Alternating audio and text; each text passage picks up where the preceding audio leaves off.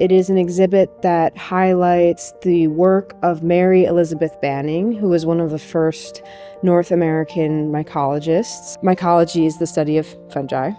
She was someone who spent decades of her life looking for mushrooms, studying mushrooms, and illustrating them in these gorgeous watercolors. And she imparted her work to the New York State Museum near the end of her life in around 1900. The New York State Museum is a really special place because we have one of the most historic collections of mycology in the world. Not many other institutions, like the Smithsonian or the American Museum of Natural History, have fungal collections. They're not that common. So this is sort of a special place historically for the study of these organisms. Mary Banning had a correspondence by letter with Charles Peck, who was the founder of the mycological collection here at the museum, starting in the mid-1800s. And so he was the most preeminent professional mycologist, really, of his era, and he amassed during his lifetime, about 30,000 specimens here at the museum.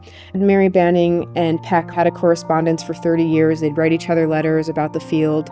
And so all of Mary Banning's letters are here in the museum. And eventually, as I mentioned earlier, she mailed her entire manuscript called The Fungi of Maryland, which includes all of these watercolors around me, plus many more. There's 175 watercolors that are accompanied by really rigorous scientific descriptions of the fungi. So all of that work she sent to Peck at the end of her life, and we've been custodians of that ever since. But it was actually forgotten about, her work, her manuscript, The Fungi of Maryland. She mailed it to Peck, and then it basically just sat in a drawer for 100 years.